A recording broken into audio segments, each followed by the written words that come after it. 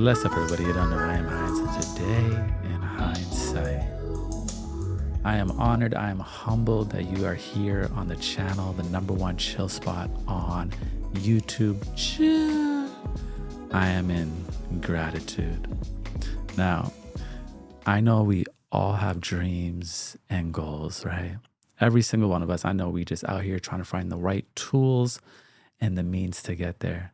Now, productivity is obviously a very hot topic these days. There's always a new app, a new creator giving advice or yelling, hustle hard, I've done it before. But today we're going to tap into something I like to call soft productivity. It's more of a compassionate approach to productivity that involves taking care of ourselves, setting goals that align with who we truly are at the spirit, at the core, and celebrating the progress rather than perfection. It's a beautiful thing. And I believe by adopting this approach, you'll be able to achieve your goals without sacrificing your mental health or creating a toxic work environment. Because let's be honest, some of us be in some negative cycles. I've been there. But today, we're going to harmonize our goals. That is the first step to soft productivity. Now, let's get one thing straight. Soft productivity doesn't mean it's not strong. It doesn't mean it doesn't work. No.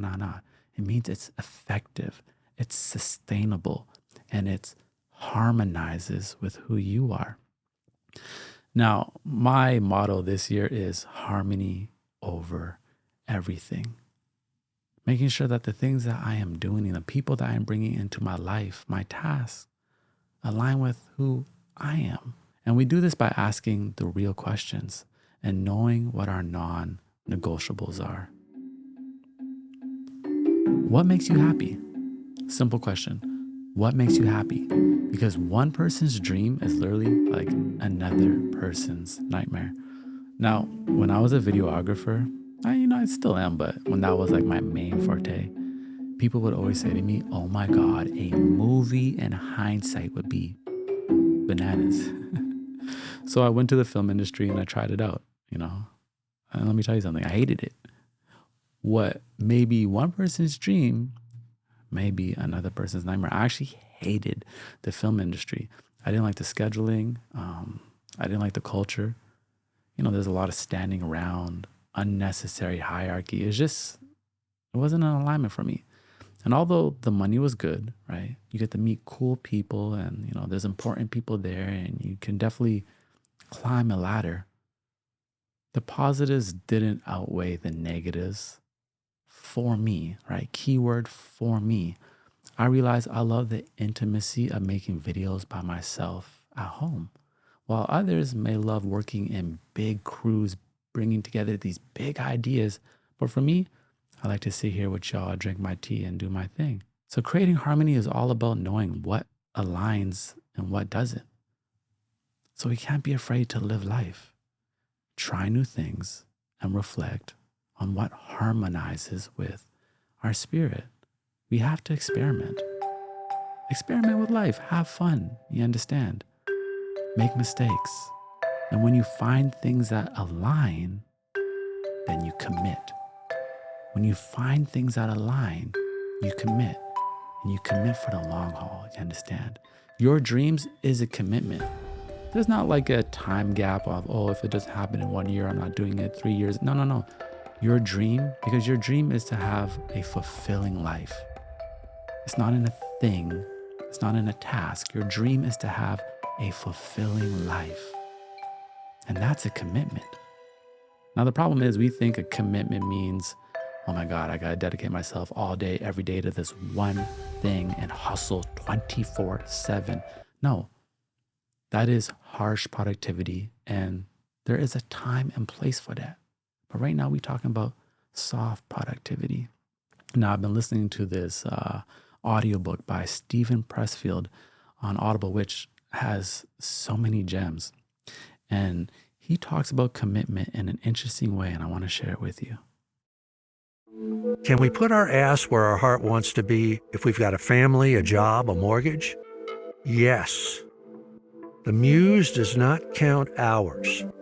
The goddess counts commitment. It is possible to be 100% committed 10% of the time. The goddess understands. James Patterson was the creative director of J. Walter Thompson, the mega ad agency of the 50s and 60s. His dream was to be a writer of fiction. He would come into the office every morning at 6. He'd close his door and lock it. For 2 hours, he wrote fiction. When the advertising day started, he opened his door and became a regulation madman. As of the year 2022, James Patterson's books have sold 300 million copies. 1 hour a day is 7 hours a week, 30 hours a month, 365 hours a year. 360 hours is 9 40-hour weeks. 9 40-hour weeks is a novel. It's 2 screenplays, maybe 3. In 10 years, that's 10 novels and 20 movie scripts. You can be a full-time writer 1 hour a day. I absolutely love that. 1 hour a day. And he breaks it down how 1 hour a day, you'll have a novel. You'll have a novel in half a decade or a decade. Maybe a New York Times best-selling novel. You understand? 1 hour a day. Maybe that's all you have. Maybe you have a full-time job and you're in school.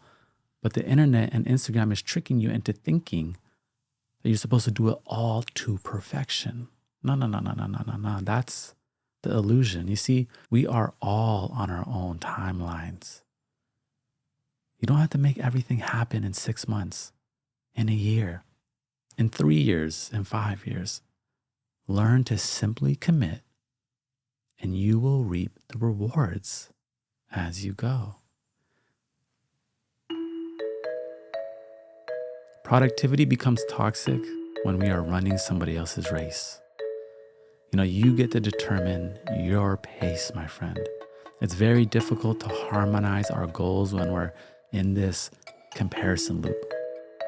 If I go on YouTube and I see that Ali Abdaal made $1.6 million in a month, which I did see that, and that is crazy. And then I start racing and becoming more productive so I can match what he's doing so I can have his version of success, what will happen? Most likely I'll step out of alignment. I'll get that dopamine high, I'll be sprinting, I'll be in a race, and I'll quickly step out of harmony because I stepped into a hamster wheel and creating a toxic environment around my work that aren't aligned with my goals. Stay on your track. Stay on your pace. Rick Rubin has some really amazing advice about this in his audiobook, The Creative Act, The Way of Being. We're going to listen to it on Audible right now, who is our sponsor of the day. Some may argue that competition inspires greatness. The challenge of exceeding what others have accomplished can act as incentive to push our creative limits. In most cases, though, this energy of competition oscillates at a lower vibration. Wanting to outperform another artist or make a work better than theirs rarely results in true greatness, nor is it a mindset that has a healthy impact on the rest of our lives. As Theodore Roosevelt pointed out, comparison is the thief of joy.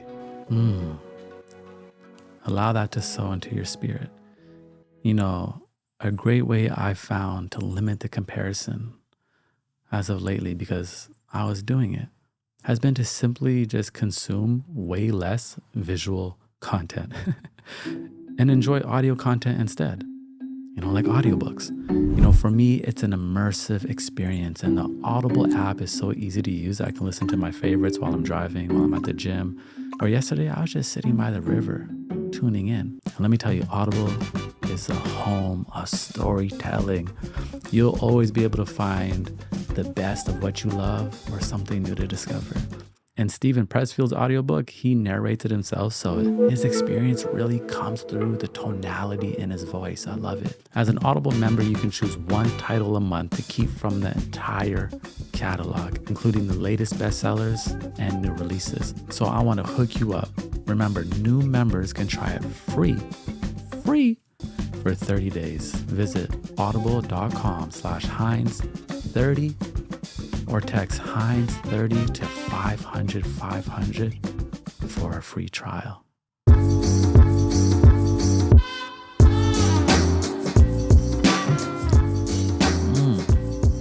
Now, one of the keys to soft productivity is, of course, taking care of ourselves.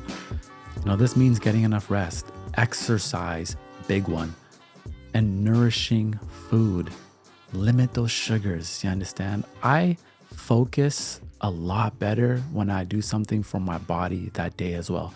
I was just at the store and I saw these vegan sour candies and I was like, I want.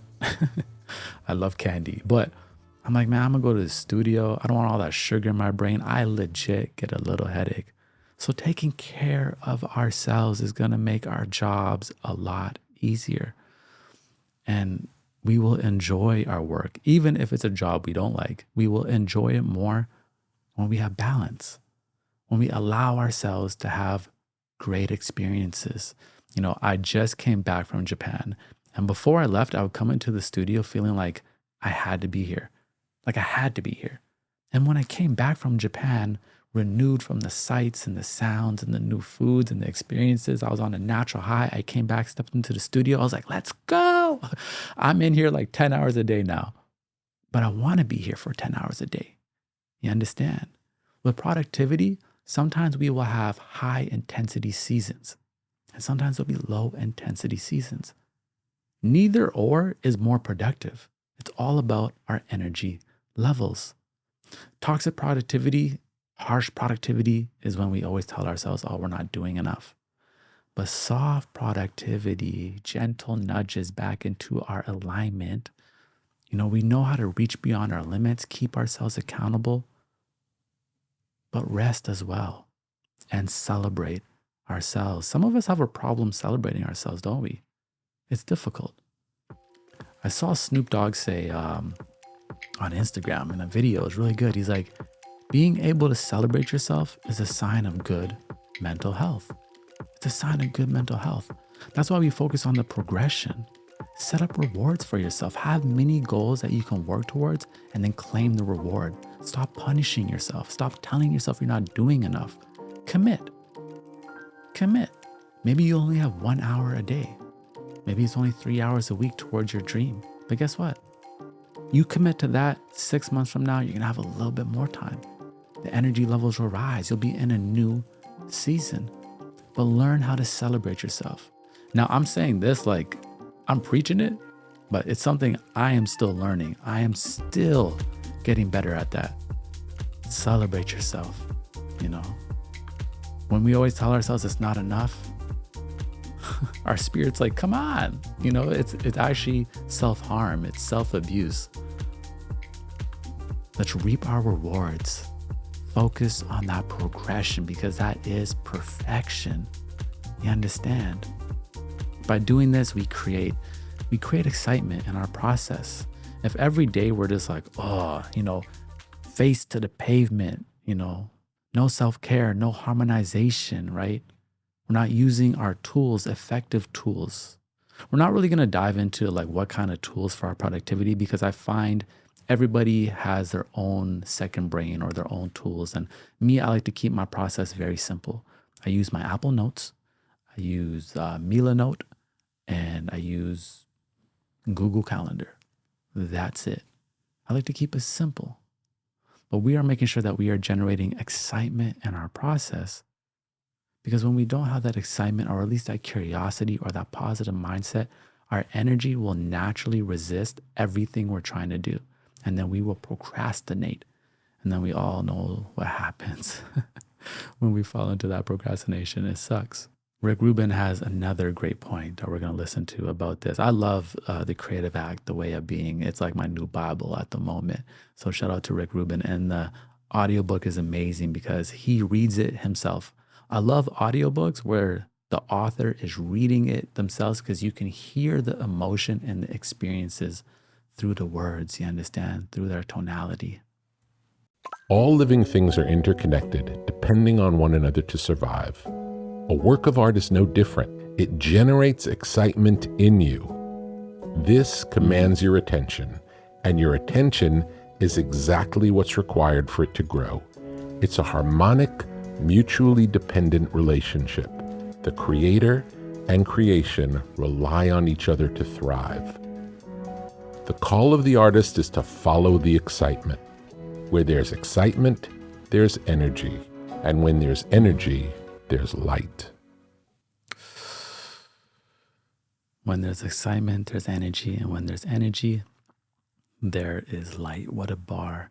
I love it. I'm sure we've all entered that flow state before, where you were excited about something and you were in it. You lose track of time. You forget to eat. It's because you're paying attention. You are focused. You are excited. Mind, body, and spirit is aligned. You have to prepare yourself before you even step into being productive, right? That's why harmonizing, having our self-care, being mindful of what we consume, it's very hard to be productive if you consume a bunch of content and then now say, okay, time to work. There's a delay effect. There's a delay effect of the things you just consumed. Your brain is still processing so many different things, right? So try to enter your work or whatever you're doing, whatever you're creating with intention, with a clean slate. Just bring the emotions you want to bring to transmute into what you're doing. While I was in Japan, I learned about a concept called Kaizen. Kaizen.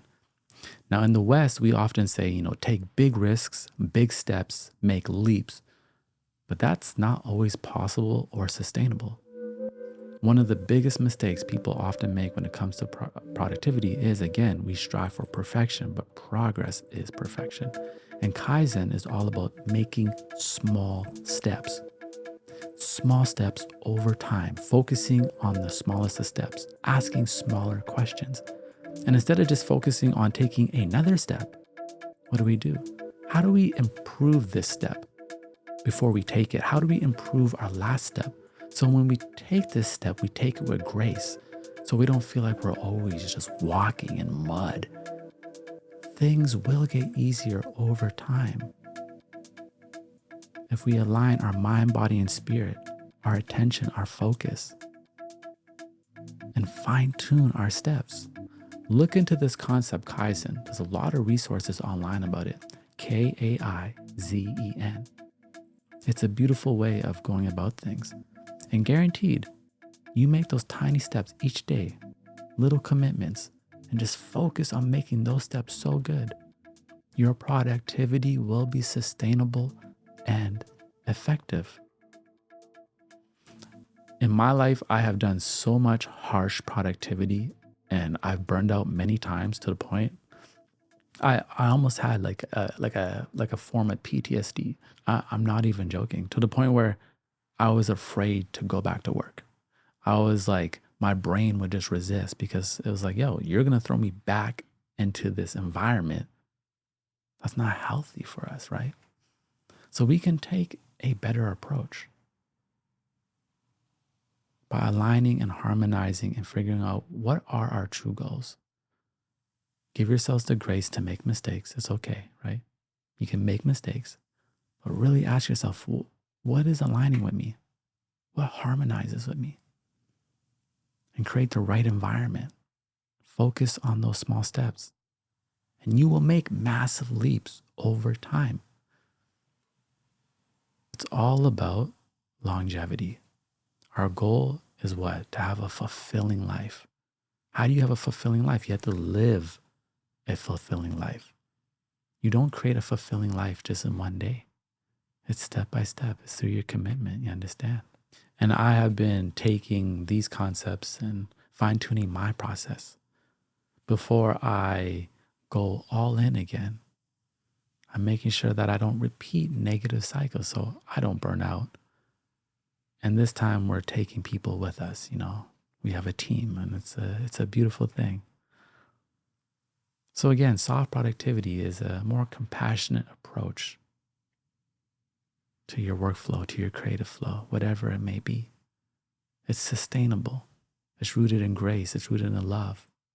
But it's still strong because we still need to know how to push ourselves beyond and then come right back. We don't want to live in that high intensity zone 24/7, right?